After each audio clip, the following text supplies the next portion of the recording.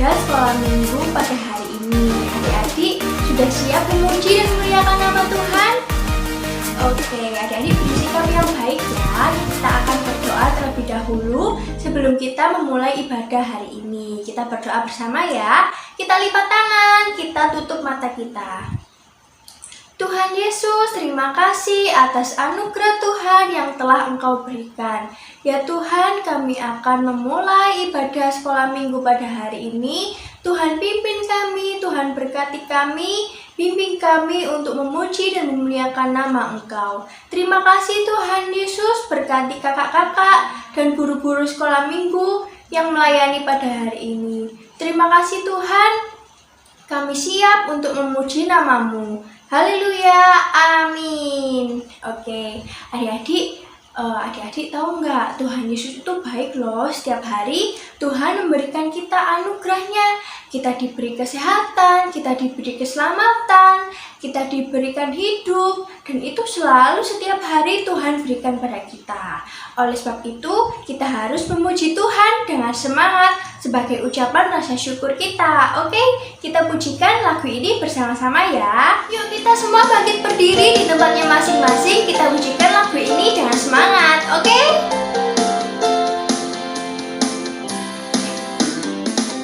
Tiada berkesudahan kasih setiamu Tuhan, selalu baru rahmat-Mu bagiku. Hari berganti hari, tetap kulihat kasih-Mu, tak pernah berakhir di hidupku. Tiada berkesudahan kasih setiamu Tuhan, selalu baru rahmat-Mu bagiku. Hari berganti hari, tetap kulihat kasih-Mu, tak pernah berakhir di hidupku. Tuhan Yesus baik, sungguh amat baik, untuk selama-lamanya. Tuhan Yesus baik, baik, angkat jempolnya. Sungguh amat baik, untuk selama-lamanya. Tuhan Yesus baik.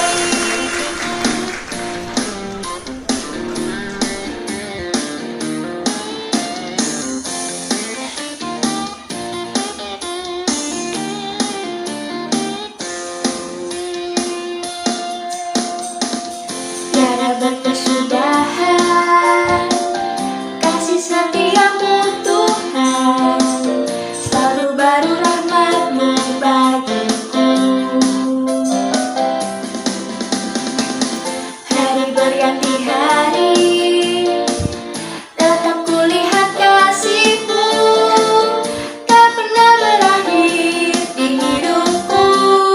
Tuhan Yesus baik, Tuhan Yesus baik, angkat jempolnya. Sungguh amat baik, untuk selama-lamanya. Tuhan Yesus baik, Tuhan Yesus baik, sungguh amat baik, untuk selama-lamanya. Tuhan Yesus baik, untuk selama-lamanya. Tuhan Yesus baik, untuk selama-lamanya. Tuhan Yesus baik.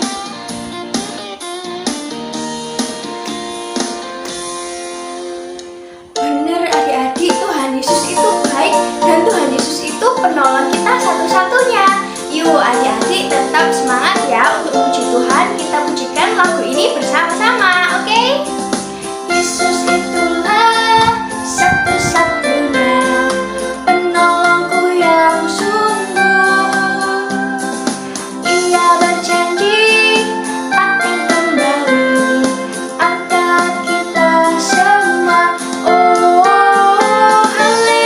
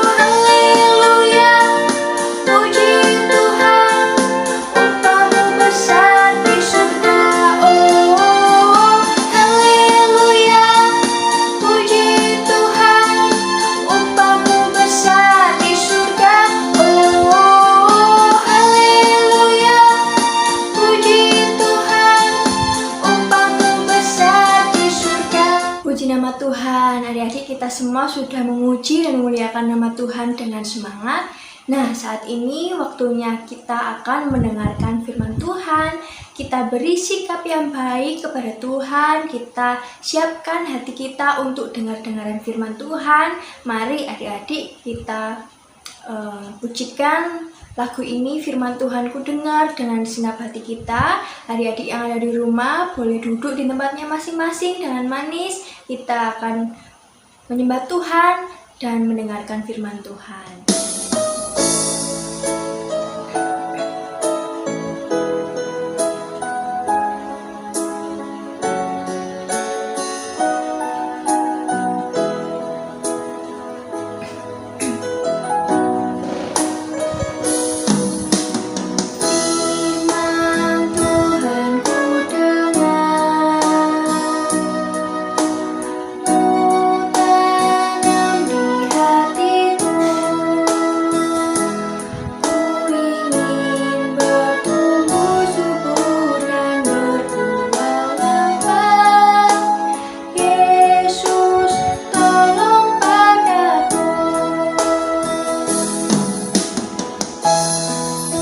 Kita pujikan lagu ini sekali lagi. Kita mulai dari awal lagi ya, dengan segenap hati kita.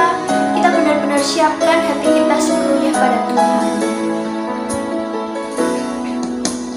Firman Tuhan ku dengar, ku tanam di hatiku. Ku ingin bertumbuh subur dan berbuah lebat. Yesus, tolong padaku. Ku ingin bertumbuh subur dan berbuah lebat. Yesus, tolong padaku.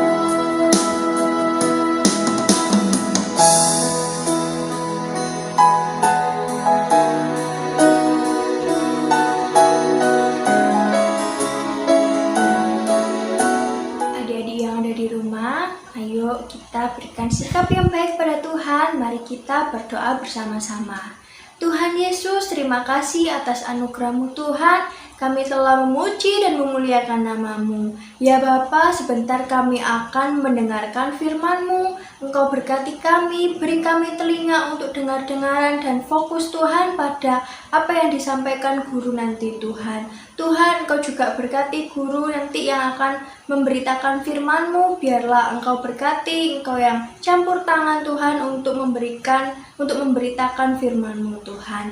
Terima kasih Tuhan Yesus, bimbing juga orang tua kami yang mendampingi kami Tuhan. Terima kasih Tuhan, kami mau dan siap mendengarkan firman-Mu. Haleluya, amin. Adik-adik jangan lupa disiapkan Alkitabnya ya untuk mendengarkan firman Tuhan. Oke, selamat mendengarkan firman Tuhan.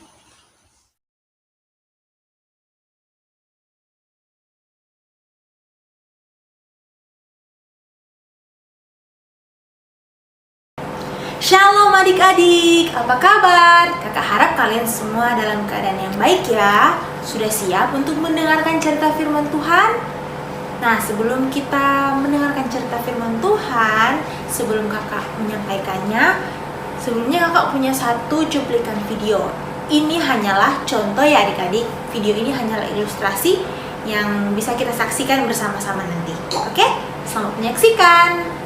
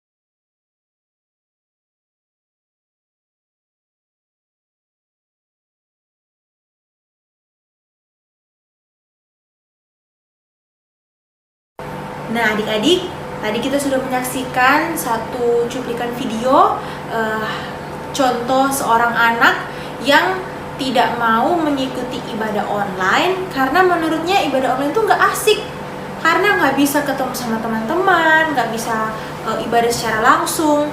Nah, kita tahu kan keadaan pandemi saat ini memang membuat kita semua, bukan cuma adik-adik, bahkan kakak-kakak semuanya, mulai dari anak-anak sampai orang dewasa, bahkan bukan cuma di Indonesia, di seluruh dunia ini semua merasakan dampak dari pandemi COVID-19 ini. Sehingga upaya kita adalah sama-sama kita mengikuti aturan yang sudah dibuat oleh pemerintah, kita beribadah dari rumah masing-masing secara online. Nah, tapi adik-adik, kakak punya cerita dari kisah Alkitab yang bisa kita pelajari hari ini. Sebelumnya kakak ajak, ayo adik-adik kita sama-sama buka Alkitab kita di dalam Kisah Para Rasul pasal yang ke-8 ayat 1b sampai ayat yang ke-3. Yuk kita ambil Alkitabnya, kita baca sama-sama ya. Penganiayaan terhadap jemaat di Yerusalem. Pada waktu itu, mulailah penganiayaan yang hebat terhadap jemaat di Yerusalem. Mereka semua, kecuali rasul-rasul, tersebar keluar daerah Yudea dan Samaria. Orang-orang saleh menguburkan mayat Stefanus serta meratapinya dengan sangat. Tetapi Saulus berusaha membinasakan jemaat itu, dan ia memasuki rumah demi rumah dan menyeret laki-laki dan perempuan keluar dan menyerahkan mereka untuk dimasukkan ke dalam penjara. Nah adik-adik, kisah yang ditulis Alkitab dalam Kisah Para Rasul ini, jadi pada waktu itu orang-orang Kristen mengalami penganiayaan karena mereka mengikut Kristus. Nah adik-adik, mereka pada waktu itu mereka tidak bebas untuk beribadah, tidak bebas mengikut Tuhan. Bahkan kalau mereka ketahuan mereka adalah pengikut Kristus, mereka akan dipenjara dan nyawa yang menjadi taruhan mereka karena mereka mengikut Kristus. Nah, tentunya dalam keadaan seperti itu, adik-adik, pasti mereka sangat ketakutan.